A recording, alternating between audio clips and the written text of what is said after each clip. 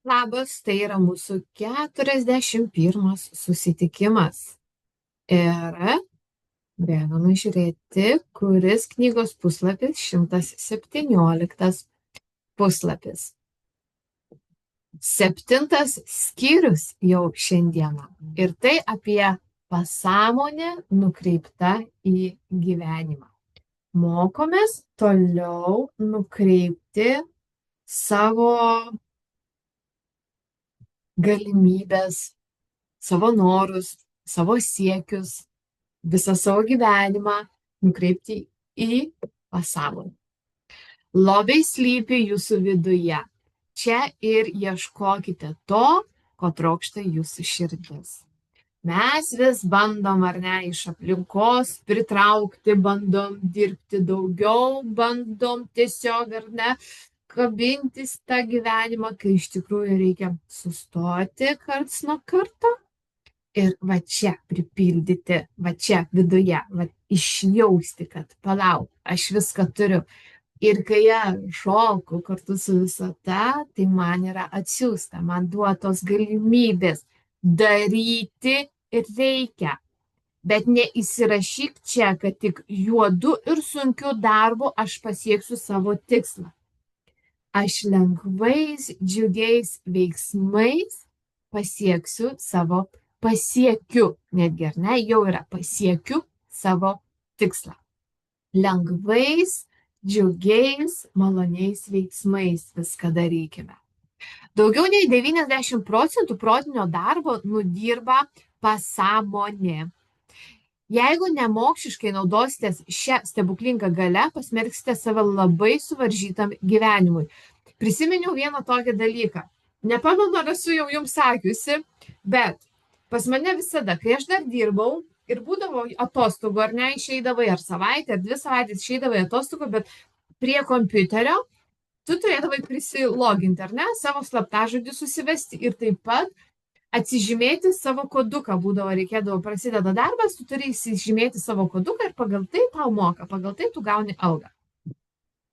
Ir atrodo, važiuoji į darbą ir bandai prisiminti, koks tas kodas, koks tas mano kodas, o koks slaptažodis, kur aš turiu užsirašęs, jau galvoju, kur aš turiu pasidėjus tą savo kompo slaptažodį į vieną sistemą, į kitą sistemą, jau čia mintyse galvoju, kur čia man dabar rasti, prisiminti reikės. O tiesiog atsisėdi prie kompo, į pirštai patys, įėjau. Ten irgi kodukas tas savo, ar ne, prisilogint, taip sakant, į darbą. Tik. Kai mes bandom sąmoningai kažką, netgi mes dar labiau savo kenkiam, negu kad duodam pasąmoniai pasireikšti. 90% protinio darbo nudirba pasąmonė. Tai vat pasąmonėje viskas pas mus tūno. Kažkur esu girdėjusi, kad irgi ar dainininkas, ar muzikantas sako, aš bandau, sako, vat, tiesiog protiškai ar nesąmoningai bandau prisiminti. O kai aš užlipau ant scenos, aš užsimerkiau, nutildžiau savo sąmonę ir pasąmonė pati viską padarė. Nepamenu, ką darė, ar dainavo ir žodžius bandė prisiminti, ar reikėjo sugroti jam kažką tai vienu žodžiu, kažkokią tai dalį. Ir tiesiog viskas atgyjo, visa mano atmintis, viskas tiesiog savaime. Tai labai dažnai mes savo pakenkėme sąmoningai galvodami ir nesikreipdami į tos lobynus, ką mes turime viduje. Pasąmonėje vykstantis procesai visada konstruktyvūs ir nukreipti į gyvenimą. Pasąmonė sukūrė jūsų kūną ir palaiko visas jo funkcijas. Ji dirba 24 valandas per parą ir niekada nesilsi. Ji visada stengiasi pagelbėti ir apsaugoti jūs nuo pavojų. Taip ir yra. Visada pasąmonė veikia. Viskas veikia. Sąmonė užmiega. Jūsų pasąmonė yra susijusi su begalinė gyvybė ir neribota išmintimi. Visais impulsais ir idėjimus ji krypsta į gyvenimą. Didieji siekiai, įkvėpimas gražesnio bei kilnesnio gyvenimo vizijos atsiranda pasąmonėje. Patys tvirčiausi įsitikinimai yra tie, kurių negalite racionaliai paaiškinti, nes juos atsiunčia ne sąmonė, jie ateina iš pasąmonės. Turime mes tokių įrašytų įsitikinimų, kurie mums yra netarnaujantis, bet vat, jie tupi toj pasąmonėj. Tačiau mes galime viską perprogramuoti save užprogramuoti sėkmiai. Prisimenate mano moto? Aš užprogramuota sėkmiai. Pasąmonė kreipiasi į jūs per intuiciją, nuojautą, užuominas. Ji užkrečia jūs staigiu entuziazmu, potraukiais ir idėjomis. Ji visada skatina jūs stiebtis, peržengti ribas ir tobulėti visada. Tas vidinis, ar ne, yra drivas kažkoks. Viduje mus visada kažkas verčia veržtis į priekį, rizikuoti ir siekti naujų aukštumų. Potraukis mylėti, gelbėti kitų gyvybės kyla iš pasąmonės gelmių. Pavyzdžiui, per didįjį San Francisko žemės drebėjimą ir gaisrą kilusi 1906 metais, balandžio 18 dieną, invalidai ir fizinių trūkumų turintys žmonės ilgą laiką išgulėjo prirakinti prie lovų, pakilo ir atliko stebinančius drąsos ir ištvermės reikalaujančius žygdarbius. Įsivaizduojat? Jie karštai troško išgelbėti kitų gyvybės, bet kokią kainą, todėl pasąmonė atitinkamai sureagavo. Po šiems pypkių, kas per mechanizmai mes esame tenai ar ne viduje. Jeigu invalidai ir trūkumų turintys žmonės, jie tiesiog pasąmoningai pradėjo daryti kažką, veikti, gelbėti kitus žmonės. Didieji menininkai, muzikantai, poetai, oratoriai ir rašytojai iš pasąmonės semėsi energijos ir įkvėpimo. Robertas Louisas Stevensonas turėjo įprotį prieš užmigdamas įpareigoti savo pasąmonę rutulioti jam istorijas, kol pats miegodavo. Kai banko sąskaita išsekdavo, jis paprašydavo pasąmonės padėti jam ant pagalvės įdomų, gerai perkamą romaną. Pasak Stevensono, vidinis intelektas siųsdavo jam siužetus po gabalėlį, tarsi serialus. Tai atskleidžia, kad pasąmonė gali per jūs kalbėti tokiais didingais ir išmintingais žodžiais, apie kuriuos sąmonė neturi jokio supratimo. Markas Tvenas kiekvieną progą visam pasauliui skelbė, kad per visą savo gyvenimą nedirbo nė karto. Visi nuotaikingi ir puikūs kūriniai išvydo dienos šviesą tik todėl, kad rašytojas žinojo, kaip pasisemti idėjų iš nesenkančio pasąmonės šaltinio. Jeigu tau trūksta kūrybingumo, jeigu tau reikia kažką sukurti, kažką sugalvoti, suprojektuoti, tu duok tą darbą savo pasąmoniai. Kaip štai sako Ernest Stevensonas, jis užmigdamas pasakydavo savo pasąmoniai, kad pasidarbuok šiąnakt. Ir jam kaip kokius serialus epizodais rodė knygos siužetus, kuriuos jam reikėjo tik atsibudus aprašyti. Kaip kūnas atspindi proto darbą. Sąmonės ir pasąmonės sąveika reikalauja panašaus tam tikrų nervų sistemų sąveikimo. Galvos ir nugaros smegenų arba somatinė sistema yra sąmonės organas. Autonominė nervų sistema yra pasąmonės organas.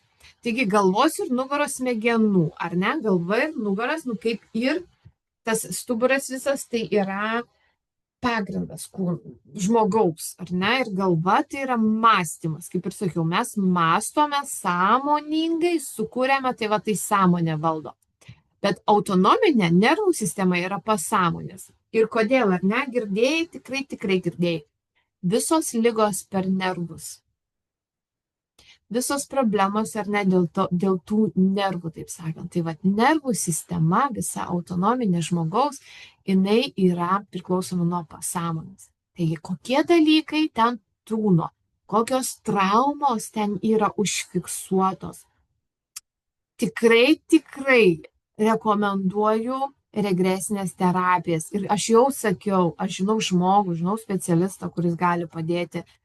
Bet per regresinės terapijas tu įeini ir pamatai. Mes sąmoningai daug labai dalykų užgniaužiame.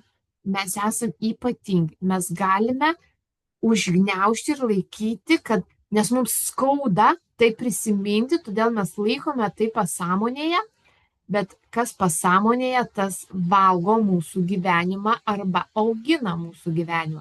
Tai jeigu tu laikai nuoskaudą savo pasąmonėje, tiesiog neleidi savo ten jų išsikrapštyti, išsivalyti, tu kenki. nes tavo nervų sistema genda, ligos atsiranda, tai ir su laiku, tik, taip sakant, į apačią. Bet norint į viršų kilti, mes turime prisiversti. Mes turime prisiversti apčiupinėti ir išleisti iš savęs tuos prisiminimus, tuos skausmus, tuos netektis kažkokius, tuos visus dalykus mes turime prisiversti. Regresinė terapija yra labai geras būdas į tai pažvelgti ir perdirbti čia ir dabar tuo momentu. Somatinė nervų sistema yra kanalas, per kurį sąmoningai suvokėte aplinką fizinėmis juslėmis ir valingai kontroliuojate savo kūno judesius. Šios sistemos valdymo centras yra galvos smegenų žievėje. Autonominės nervų sistemos, kartais vadinamos nevalinga nervų sistema, centrai yra išsidėstę visoje centrinėje nervų sistemoje, įskaitant smegenėlės, smegenų kamieną ir tonzilės. Šie organai turi savų ryšių su pagrindinėmis kūno sistemomis ir palaiko gyvybinės jų funkcijas netgi tada, kai žmogus būna be sąmonės. Čia šiek tiek anatomijos, šiek tiek mokslinės teorijos. Šios dvi sistemos gali dirbti ir atskirai, ir sinchroniškai. Pavyzdžiui, kai pavojaus signalas pasiekia nukreipiamąjį centrą smegenėlėse, pranešimas nusiunčiamas į sąmonį ir sąmonį į smegenų žievę ir pasąmonį į tonzilės. Žmogaus gynybiniai mechanizmai gali sureaguoti į pavojų gerokai anksčiau negu pavojus sąmoningai suvokiamas ir įvertinamas. Kaip sąveikauja protas ir kūnas, nesunku suprasti. Atkreipkite dėmesį į tai, kad bet kokią sąmoningą idėją lydi tam tikrų elektroninių impulsų serija somatinėje nervų sistemoje. Nevalingoje nervų sistemoje tai savo ruožtu sukelia panašią impulsų srovę, kuri idėją persiunčia pasąmoniai kuriančiam mediumui. Taip realizuojamos jūsų mintys. Kiekviena sąmoningai puoselėjama ir tikėjimų remama mintis iš smegenų žievės persiunčiama į kitas smegenų dalis, pavaldžios pasąmoniai, realiu pavidalu sugrąžinančias jas į jūsų kūną ir aplinką. Tai va, mes turime tą visokią sistemą ir ne vieną savyje, kaip matom, ir sąmoningai štai puoselėjimas dalykas ir tikėjimu paremtas, jisai persiduoda į pasąmonę, o tada jau sugrąžinamas mūsų realiu pavidalu kūne ir aplinkoje. Intelektas, kuris rūpinasi kūnu. Studijuodami ląstelių sistemą ir organų, tokių kaip akys, ausys, širdis, kepenys, šlapimo pūslė ir taip toliau, struktūrą, sužinote, kad jie susideda iš ląstelių grupių, kurios suformuoja grupinį intelektą, leidžiantį joms funkcionuoti kartu. Ląstelių grupės, ar ne? Žinome, kad tos ląstelės dar yra suskirstytos tenai į detaliau, molekulės, atomai ir gilin dar smulkėja. Bet mes esame iš ląstelių, mes ląsteliena, ar ne, esame sukurti iš ląstelių.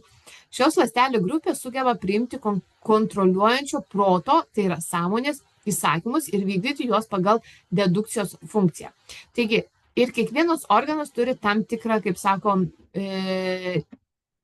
ląstelių tą pluoštą, tam tikrą vibraciją, tam tikrą energiją. Ir jas kontroliuoja protas. Protas, mūsų sąmoningas protas kontroliuoja, jis tai yra įsako, ar ne? Ir vykdo įsakymus. Kruopštūs vienaląsčių organizmų tyrimai atskleidžia, kokie procesai vyksta sudėtingame žmogaus kūne. Nors vienaląsčiai organizmai neturi jokių organų, atlikdami pagrindinės judėjimo, maitinimosi, asimiliacijos ir šalimo funkcijas, vis tiek liudija protinę veiklą. Jeigu vienaląsčiai, ar ne, mes nesame vienaląsčiai, bet jeigu vienaląsčiai organizmai, tai jie, matai, padarė tyrimą, kad jie irgi protinę veiklą vykdo, atlikdami tam tikras štai funkcijas. Paplitusi nuomonė, kad egzistuoja intelektas, kuris pasirūpintų žmogaus kūnu, jeigu tas jam netrukdytų. Egzistuoja intelektas, kuris pasirūpintų žmogaus kūnu, jeigu tas jam netrukdytų. Ar girdi tą sakinį? Mes trukdome savo sveikatai. Mes trukdome savo geram gyvenimui, mes trukdome savo tobulėjimui, mes trukdome. Kaip trukdome? sukurdami negatyves, nepasitekinčias, tas tokias negatyves, destruktyves mintis. Iš dalies tai yra tiesa.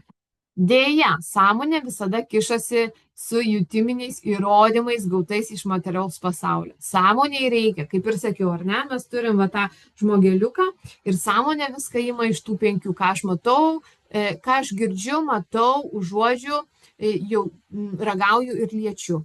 5 šitie, kur vat, sąmonė vat, turi susijęti dalyką, tada jau jo tikiu, matau, yra, užuodžiu, ragauju, tada jau tikiu.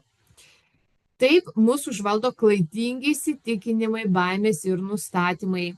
Kai pasiduodate psichologiniam ir emociniam spaudimui, užregistruojate pasąmonėje baimės, klaidingus įsitikinimus bei neigiamus modelius ir paliekate pasąmonėje tik vieną kelią – įgyvendinti pateiktą projektą.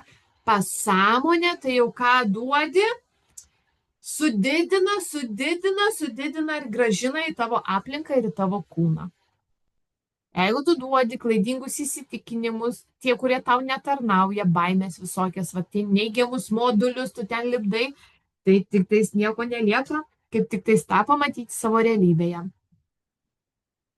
Vėl priminsiu, ką mums reikia daryti. Ką mums reikia daryti, norint susikurti gyvenimą, kuris tau pagelbėtų. Meluoti savo. Meluoti savo pasąmonėje. Tiesiog rodyti, puoselėti dalykus, kalbėti apie įvairiausius tenai stebuklus nutinkančius tavo gyvenime ir visada matyti, kaip tau sekasi.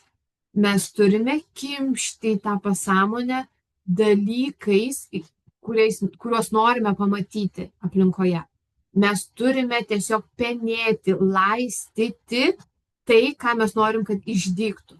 Jeigu tu sodini obuolį, tai tau mandarinas neišdygs, ar ne? Tai jeigu tu sodini savo pasąmonę baimės, tai pridauginsi baimių. O jeigu tu sodinsi gražias gėles, gražų gyvenimą, tai ir pasirodys tavo gyvenime. Tai mes sąmoningai turime vis sodinti, vis kišti į savo pasąmonę dalykus, kurių norime šitame gyvenime pamatyti. Tai kaip ir, vėl pasikartosiu, ar ne? Apsirašykite visur, prisidėkite lapelių. Kas tu esi? Tikrąją tiesą. Ne tą tiesą, kurią tau įrašė, kai tu augai, kaip tave suformavo. Ten yra aplinkos suformuotas tu, bet tu turi įsivaizduoti, molio ar ne, kalną, kur tu gali save nusilipdyti taip, kaip nori. Tu gali save visą pasidaryti tiek ir iš vidaus, tiek tas emocinis tavo gyvenimas, tiek ir išvaizda, tu gali save pasidaryti taip, kaip nori. Aš nekalbu apie plastinės operacijas, bet apie darbą su savim viduje, nes žinok, kai tu keiti vidų, tikrai net ir veido bruožai pas žmogų keičiasi, jeigu jis dirba su savimi ir tobulina, gražina savo vidų, keičiasi net veido bruožai viskas ir formos gali pasikeisti. Tai tave palieku aš šiam vakarui atsisėsti ir apsirašyti savo ateitį už 3 metų. Duok savo 3 metus. Už 3 metų. Ką tu jau turi?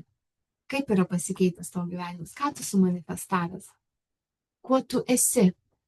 Kaip tu jautiesi? Labai yra svarbu. Emocija. Kaip tu jautiesi? Ir aprašyk už 3 metų savo gimtadienį. Va. Kur tu jį šventi? Ir tu įsivaizduok, jaus, kaip tu gal šampano taurę laikai, ar ne, rankoje, ir tu geri, ir tai burbuliukai, tu jauti tą šampaną, tu jauti gėlių kvapą. Panaudok tuos 5 sensorius, tai yra labai svarbu, kai tu manifestuoji, vizualizuoji, kai tu įsivaizduoji savo ateities gyvenimą, panaudoti tuos 5 sensorius labai yra stipru.